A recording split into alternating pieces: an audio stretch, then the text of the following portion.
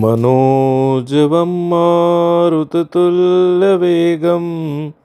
जितेन्द्रियं बुद्धिमतां वरिष्ठं वातात्मजं वानरयूथमुख्यं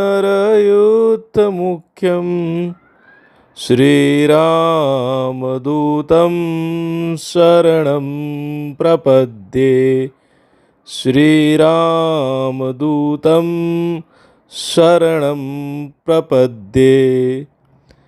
ભગવાન શ્રી રામ અને ભગવાન શ્રી રામના રામ ભક્ત હનુમાનજી મહારાજના જન્મોત્સવની મારા બધા વ્યુઅર્સને ખૂબ ખૂબ શુભેચ્છાઓ। આ ચૈત્ર માસની પૂર્ણિમાની તિથિ એટલે હનુમાનજી મહારાજના જન્મોત્સવની તિથિ। જગતમાં એક જ જન્મ્યા હતા જેમણે રામ ભગવાનને પણ ઋણી રાખ્યા, અને એ છે એક અને માત્ર એક હનુમાનજી મહારાજ, જે અજર અમર છે। આ કળિયુગની અંદર પણ તમામ પ્રકારની નકારાત્મક શક્તિઓ એટલે કે ભૂત પિશાચ અને કોઈ પણ પ્રકારના સંકટને જો ખાલી એક વખત પૂર્ણ પ્રાણ અને મનથી એકાગ્ર થઈને યાદ કરીને શ્રી રામ ભક્ત હનુમાનનું સ્મરણ કરીએ તો એ દૂર કરે છે। અને હનુમાનજી મહારાજ જ્યારે આપણે હનુમાન ચાલીસાનું પૂરા એક ચારણી સાહિત્ય પ્રમાણે એક પૂર્ણ લયબદ્ધ રીતે એક શૌર્યવાળા અને વીરવાળા રસ સાથે ગાન કરીએ છીએ, એક હુંકારા અને હાકલા પડકારા સાથે જ્યારે હનુમાન ચાલીસા ગાઈએ છીએ, અને એની પહેલાં હનુમાનજીને એમની શક્તિ અને બળ યાદ દેવડાવવા માટે જે જામુવાન રીછપતિએ જે એમના માટે કીધું હતું એ ગાઈએ છીએ કે કહે રીછપતિ સુન હનુમાના, કાચુપ સાધી રહે બલવાના, પવન તનય બલ પવન સમાના, બુદ્ધિ વિવેક વિજ્ઞાન નિદાના, કવન સુકાજ કઠિન જગ માહી, જો નહીં હોત તાત તુમ પાહી। કે હે હનુમાનજી મહારાજ, આમ ચૂપચાપ ના ઊભા રહો, તમે તો આ કળિયુગની અંદર સૌથી બળવાન છો, પવન જેટલું બળ અને પવન તુલ્ય છો, બુદ્ધિ વિવેક અને વિજ્ઞાનના સ્વામિત્વ ધરાવનાર છો। તમે એવા કયા કામ છે, કઠિન કામ છે જે તમે ન કરી શકો હે મારા તાત? તો જ્યારે આ ગાઈને હનુમાનજીને હુંકાર કરીને જ્યારે શ્રી હનુમાન ચાલીસા જે છે એ ગાવામાં આવે ત્યારે હનુમાનજી મહારાજ કહેવાય છે કે એમના ભક્તના વારે અવશ્ય આવે છે। જ્ઞાનના ગુણ સાગર છે, જ્ઞાનના સાગર સમાન છે, રામ દૂત છે। આનાથી મોટું વિશેષણ હનુમાનજીને કોઈ ગમતું નથી કે રામ ભક્ત છે, રામ દૂત છે, અતુલિત બલ ધામા છે। આ અતુલ્ય બળ, જે આ બ્રહ્માંડના અતુલ્ય બળની જો વ્યાખ્યા છે તો એ મહાબલી મહાવીર હનુમાનજીનું બાહુબળ છે, એમનું બળ છે। વિદ્યાવાન છે, જે વિદ્યામાં સર્વોચ્ચ સ્થાન પામેલા છે, એ વિદ્યાવાન છે। ગુણી અને અતિ ચાતુર્ય જે છે એના સ્વામી એ હનુમાનજી મહારાજ છે, કે જે યુગ સહસ્ત્ર જોજન પર પાનું, જે હજારો જોજન દૂર જે સૂર્ય છે એને પણ ફળ સમજીને ગ્રહી શકે છે। પોતાની માતાના શ્રાપને દૂર કરવા માટે, પોતાની જનેતાને શ્રાપ મુક્ત કરવા માટે સૂર્ય ભગવાનને પણ ગ્રસી રહે છે, એટલા ઉર્જાવાન છે। અને આ કળિયુગની અંદર આજે હનુમાનજી મહારાજની જ્યારે હર જગ્યાએ એમની યાદ કરવામાં આવે છે, એમની ભક્તિ પૂજા કરવામાં આવે છે, રોજે રોજ હનુમાનજી મહારાજ પૂજાય છે, કારણ કે આ કળિયુગની અંદર એટલી નકારાત્મક શક્તિઓ વધી ગઈ છે, નકારાત્મકતા વધી ગઈ છે, નકારાત્મક જે હર જગા અનેક પ્રકારના અધર્મી અને અન્યાયી વાતાવરણને જન્મ આપી રહી છે।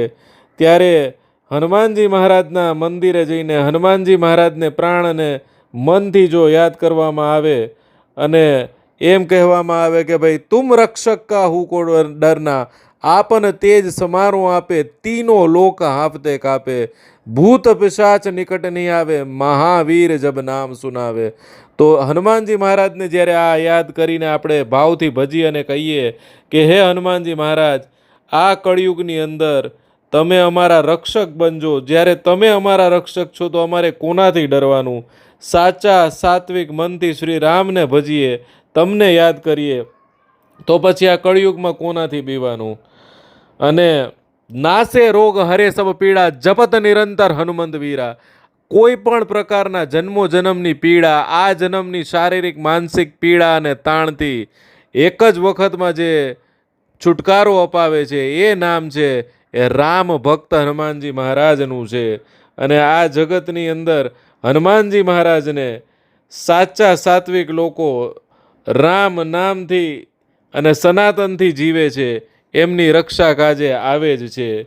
જેવી રીતે જગતમાં અસંભવ હોય એવા કાર્યો, જેમ કે દ્રોણાચલ પર્વત જે છેક ઉત્તર દિશામાં સ્થિત અને વિદ્યમાન હતો, એ રામાયણના પ્રસંગ કે લંકાના પટાંગણની અંદર જ્યારે મેઘનાથ ઇન્દ્રજીતના બાણથી લક્ષ્મણ મૂર્છાવાન થયા અને જગતનો તાત રડવા માંડ્યો, ત્યારે આ હરિહરના જુગલબંધીમાં હર એટલે કે ભગવાન મહાદેવ શિવશંકરના રુદ્રાંશ અવતાર એવા હનુમાનજીએ હુંકાર કર્યો કે હે જગતના તાત, અખિલ બ્રહ્માંડના રાજાધિરાજ, તમે ના રોવો, તમે રોશો તો આ જગતનું શું થશે? તમે તો ખાલી હુકમ કરો. તો કે ભાઈ રો ને તો શું કરું હનુમાન, મારા જીવથી પણ વાલો મારો ભાઈ આવી રીતે મૂર્છાવાન પડ્યો છે. અને હવે આ વૈદરાજ કહે છે કે સવાર સુધી સંજીવની નહીં આવે તો લક્ષ્મણના પ્રાણ નહીં બચે. અને ત્યારે હનુમાનજી હુંકાર કરે છે કે હે પ્રભુ, તમારા હુકમની જરૂર છે, એકવાર હુકમ તો કરો કે આ સંજીવની શું છે? આખી લંકા સમેત રાવણ કો દક્ષિણ સે ઉત્તર ધરું. આ તમારા હુકમની જરૂર છે. તમારા રામ નામના હુકમ જો આવે તો આ દ્રોણાચલ પર્વતને સંજીવની જડીબુટીની ક્યાં વાત છે? એક જ વારમાં આખો દ્રોણાચલ પેલું આખી લંકા રાવણ સમેત ઉખેડીને દક્ષિણથી ઉત્તર ધરું અને લક્ષ્મણજીને કોઈ પણ હિસાબે હું બચાવી લઉં. ત્યારે કહેવાય છે કે એક જ રાત્રિની અંદર હજારો કિલોમીટર દૂર આવેલા દ્રોણાચલ પર્વતને ઉઠાવી લાવે છે એવા હનુમાનજી મહારાજ આ કળિયુગની અંદર હાજરા હજુર છે. કોઈ પણ સાત્વિક સનાતની જીવ જ્યારે પૂર્ણ શ્રદ્ધા અને વિશ્વાસથી પોતાના પ્રાણ અને મનથી એકાકાર થઈને પૂર્ણ એકાગ્રતા અને સાત્વિક મનોભાવથી જ્યારે હનુમાનજી મહારાજને યાદ કરે છે, રામ નામ લે છે, ત્યારે હનુમાનજી મહારાજ એમની બધી મનોકામનાઓ પૂર્ણ કરે છે અને તમામ પ્રકારની આદિ વ્યાધિ ઉપાધિમાં હનુમાનજી મહારાજ એમને બચાવે છે. તો આ હનુમાનજીના જન્મોત્સવની તમામ મારા વ્યુઅર્સને ખૂબ ખૂબ શુભેચ્છાઓ, ખૂબ ખૂબ અભિનંદન.